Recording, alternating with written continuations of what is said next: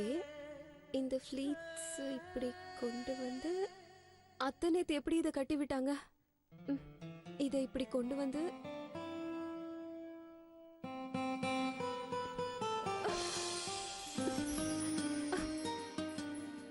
என்ன பண்ணிட்டு இருக்கு ரோஷினி? என் மனைவி இனிமே புடவை கட்ட போறாளா? சும்மா எல்லா விஷயத்துலயும் உனக்கு ரொமான்ஸ் தான் சித்தார்த். என்னால இந்த புடவையை கட்ட முடியல. பாரு, நான் ஒரு கார்ட்டூன் கேரக்டர் மாதிரி இருக்கேன். சூப்பரா இருக்க. ஒரு நாள் என்னால புடவை கட்ட முடியல, ஆனா எப்படி நான் தினமும் புடவை கட்ட போறேன்? தினமுமா? தினமுமா நீ புடவை கட்ட போற? ஓ ரோஷினி, ஒரு நாளே உன்னால கட்ட முடியல, எதுக்கு இந்த வீண் பறிச்ச? எனக்கு இப்ப கல்யாணம் ஆயிடுச்சு, அதனால நான் தினம் புடவை தான் கட்டணும்னு அத்தை சொன்னாங்க. என்ன ஒரு லாஜிக்! அப்படி பார்த்தா எனக்கும் தான் கல்யாணம் ஆயிடுச்சு, அப்படி பார்த்தா நானும் தான் மாறணும். குஜராத்தி மாப்பிள்ளன்றதுனால நான் வேணா வேஷ்டியும் குருதாவும் போட்டுக்கிட்டுமா?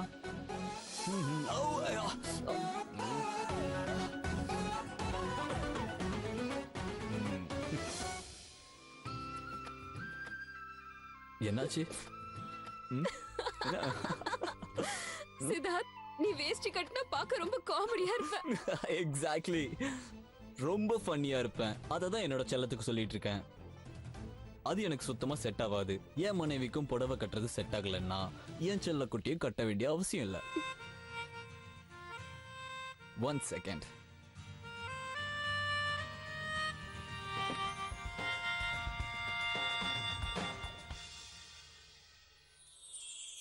பாத்தியா, என் மனைவி எந்த ட்ரெஸ் போட்டாலும் பாக்கறதுக்கு எல்லாரையும் விட அழகா இருப்பா. அதெல்லாம் சரி சித்தார்த், ஆனா அம்மாவுக்கு, அதாவது அத்தைக்கு அவங்க கொடுத்து அனுப்பிச்ச சாரிய நான் கட்டலையே, அதனால. அப்படிலாம் ஒன்னும் தோணாது, ஒன்னும் நினைக்க மாட்டாங்க.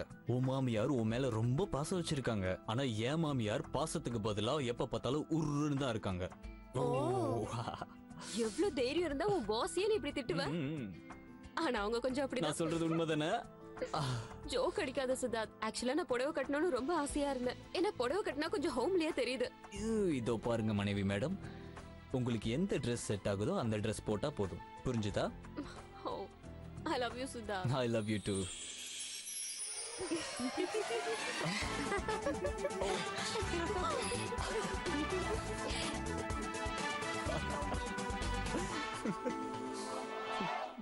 உங்க எல்லாருக்கும் எங்கள் சார்பா வாழ்த்துக்கள். உங்க டெபாசிட் எல்லாம் பே பண்ணியாச்சு. அது மட்டும் இல்லாம நீங்க ஒவ்வொருத்தரும் சொந்த வீட்டுக்கு ஓனராக போறீங்க.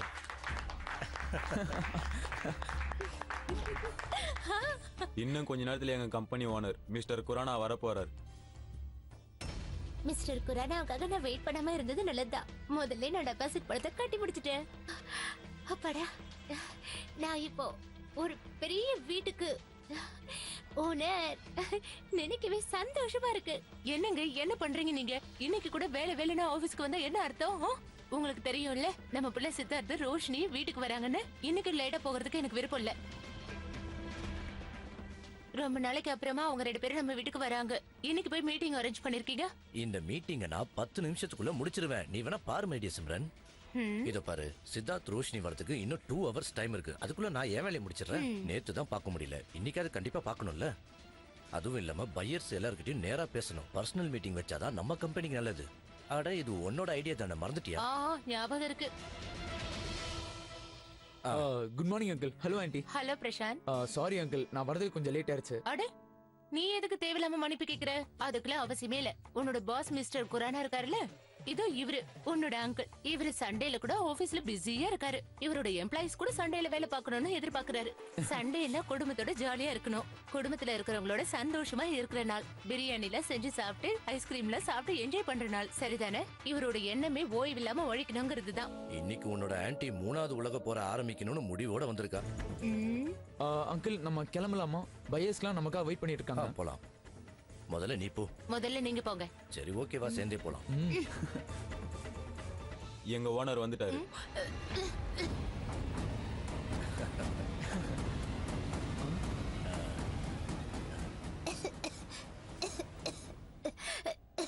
அது ரோஷினியோட சித்தியாச்சே. இங்க என்ன ரேவதி வந்திருக்கா?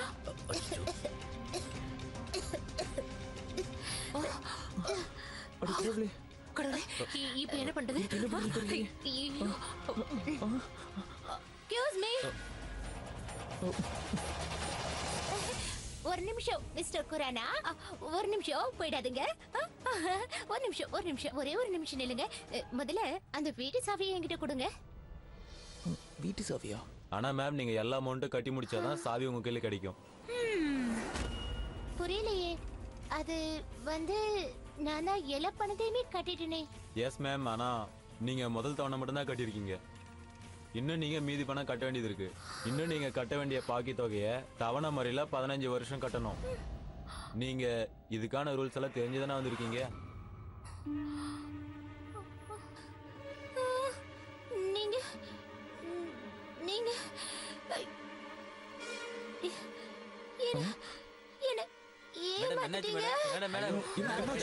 என்னாச்சு மேடம்? பிரசாந்த், பிரசாந்த், என்னாச்சு உங்களுக்கு? பிரசாந்த், நீ ரேவதி நீ இவங்கள பாத்துக்க. அங்கிள் ஆண்டி எல்லாத்தையும் நான் பாத்துக்கிறேன். நீங்க வீட்டுக்கு கிளம்புங்க. இது ஒரு பிரச்சனை இல்ல. எல்லாத்தையும் நான் சமாளிச்சுக்கிறேன். நீங்க கிளம்புங்க. சரி சரி, நீ பாத்துக்கோ. சரி, நீ பாத்துக்கோ. வரேன்.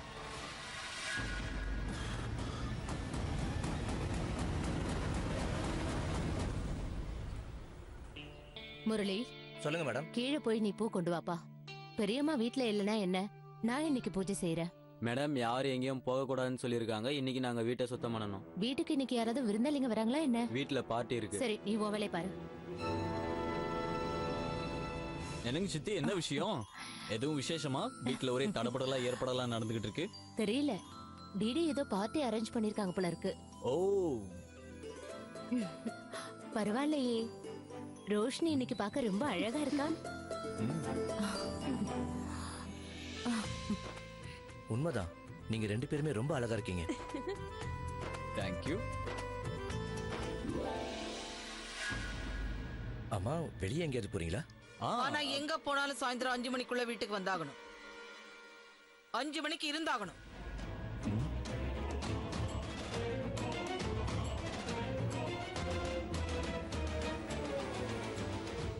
ஏன்னா சித்தார்த்த, உங்ககிட்ட எனக்கு கொஞ்சம் முக்கியமான வேலை இருக்கு. இங்க பாரு டிடி, இன்னைக்கு ஞாயிற்றுக்கிழமை. ஞாயிற்றுக்கிழமையில கூட வேலை செய்யணுமா என்ன? யார் என்ன பேசினாலும் நடுவுல மூக்க நுழைக்கலன்னா உனக்கு தூக்கம் வராதா?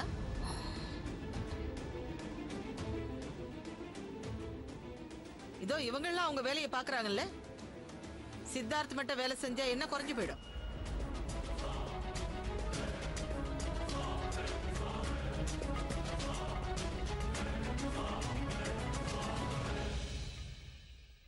என்ன பாக்குற? இவன் என் ஆபீஸ்ல வேலை செய்யறானா? இவன் எனக்கு சர்வன்ட் தானே.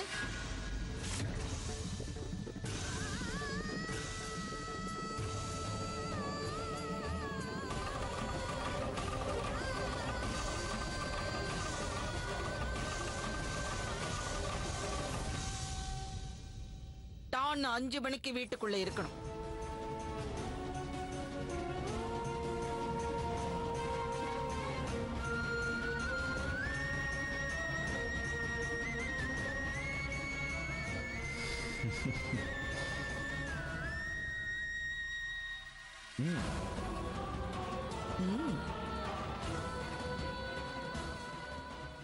வா ரோஷினி, போகலாம்.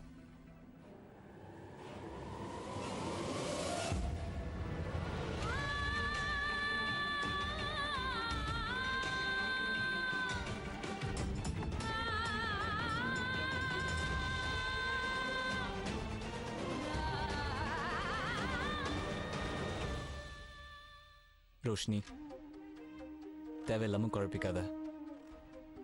கல்யாணம் ஆகி முதல் தடவையா நம்ம வெளியில போறோம். கண்ணீரோட தான் வரப்போறியா? நீயே சொல்லு. என்ன ரோஷினி, நாம 5 நிமிஷம் ஒன்னா இருந்தா கூட சந்தோஷமா இருப்போம். 5 மணிக்குள்ள நம்ம வீடு திரும்பி ஆகணும், இல்ல அத்தை கோச்சிக்குவாங்க.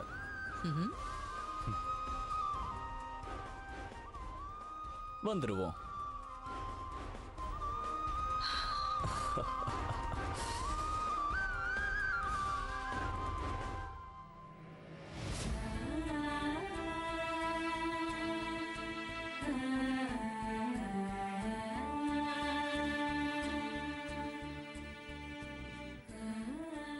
நம்ம 2 பேரும் சேர்ந்து இருக்கோம். எப்பவும் இதே மாதிரி இருப்போம். இதுதானே வாழ்க்கை. அத்தை என்ன சொன்னாலும் சரி, நாம 2 பேரும் ஒண்ணா இருக்கிறது தானே முக்கியம்.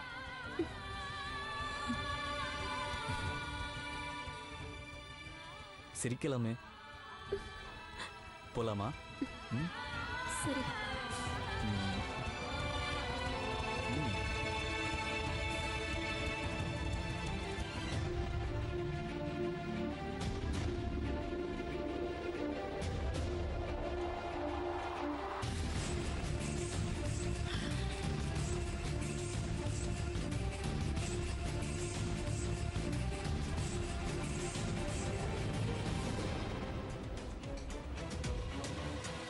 விருந்துக்கா போற விருந்துக்கு அடி மாப்பிள்ள. சித்தார்த்த எப்ப வர போறானோ தெரியல. மெல்லவா. எவ்வளவு பாசமா இவனுக்காக சமைச்சிருக்க தெரியுமா? அந்த வீட்ல ஒழுங்கா சாப்பிடுறானா இல்லையான்னு கூட தெரியல. என் புள்ள மம்மி சொன்ன மாதிரி வந்துட்டேன்ல. அடக்கடவுளே, உங்க புள்ள மேல உங்களுக்கே இவ்வளவு கோவமா? உங்க சுவையான சமையல நாங்க ஒரு பிடிக்கலான்னு வந்திருக்கோம். காலையில நீ ஏதோ சாப்பிடலையே என்ன? நான் இன்னும் சாப்பிடலமா. அம்மா கையால சாப்பிடலான்னு வந்திருக்கேன். லேட்டா வந்ததுக்கு மன்னிச்சிருங்க. நானும் எதுவும் சாப்பிடல. நீ சாப்பிடலையா? வாடி செல்ல மகளே.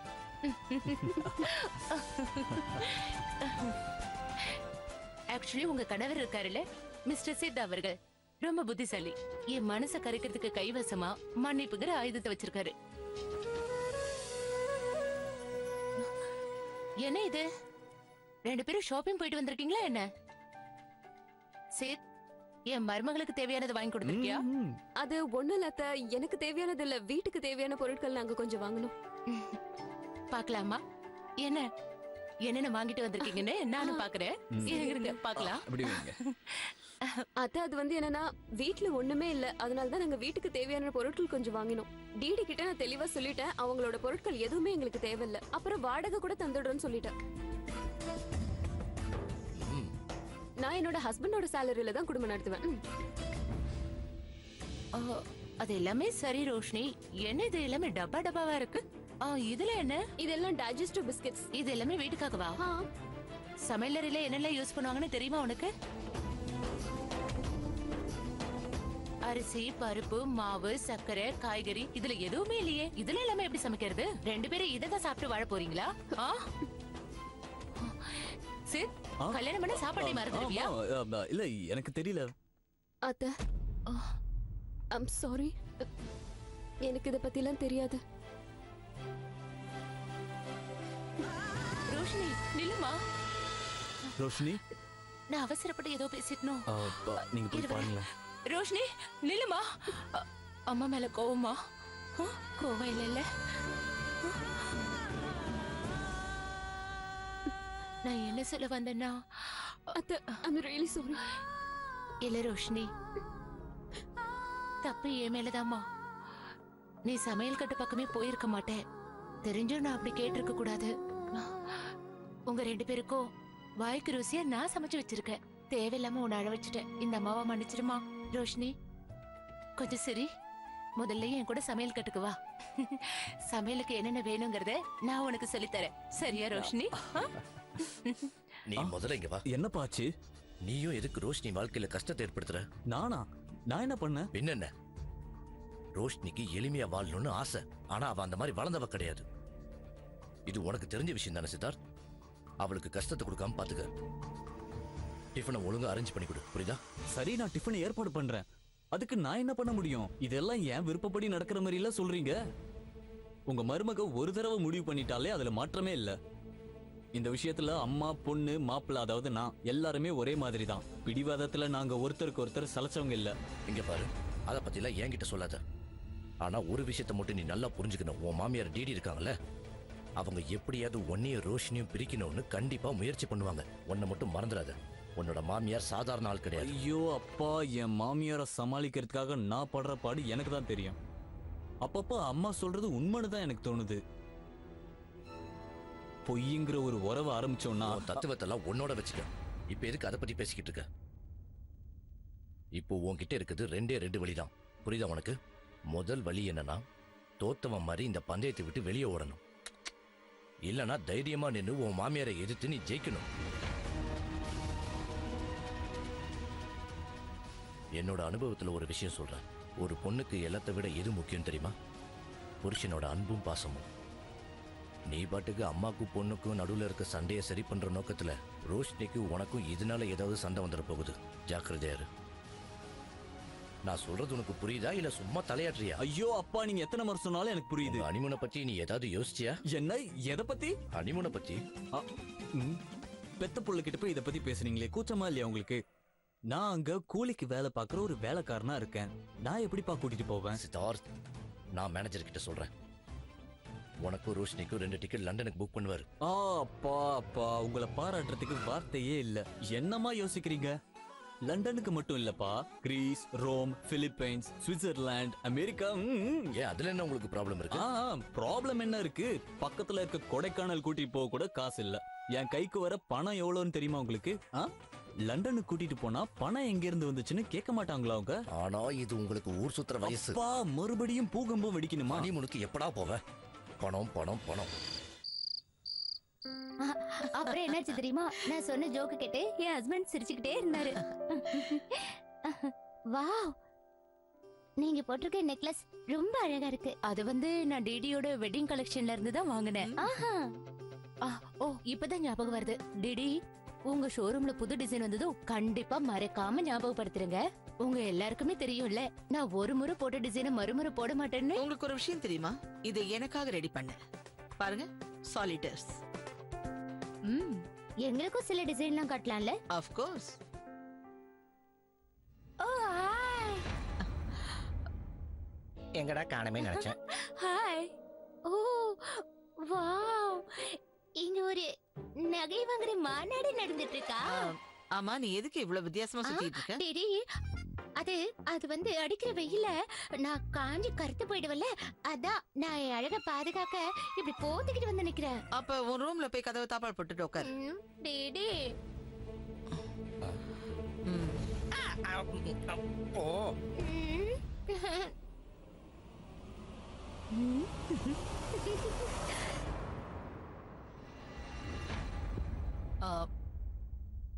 ஓ, வா வா வா வா வா. வாமா ரோஷினி, எல்லாரும் உன்னை பத்தி தான் கேட்டுட்டு இருந்தாங்க. பரவாயில்லையே, ரோஷினிக்கு கல்யாணம் முடிஞ்சிடுச்சா? ஏன் எங்களுக்கு எல்லாம் சொல்லல? யார் இந்த அதிர்ஷ்டக்கார மாப்பிள்ள? ரோஷினி, எங்களுக்கும் இன்ட்ரோடியூஸ் பண்ணலாம்ல? டிடி, எதுக்கு உங்க டிரைவர் இங்க நின்னுக்கிட்டு நம்ம பேசுறதெல்லாம் கேட்டுக்கிட்டு இருக்காரு?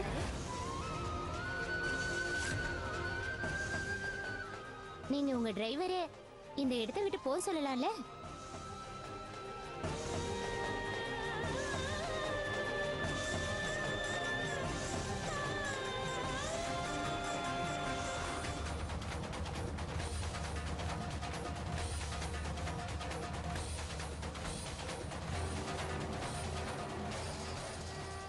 பாக்குறதுக்கு இவர் டிரைவர் மாதிரி இருக்காரா? அப்ப ஓகே, ஒரு விஷயத்தை நீங்க நல்லா புரிஞ்சுக்கோங்க. டிடியோட பொண்ணு டிரைவரை கல்யாணம் பண்ணிக்கிட்டா.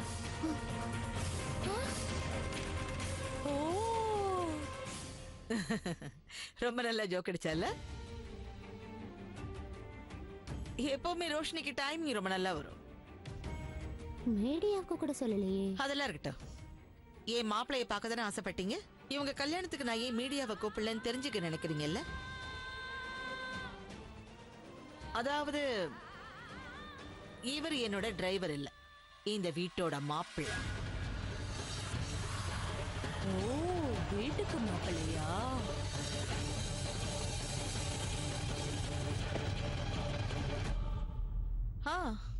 நான் என்ன பண்றது?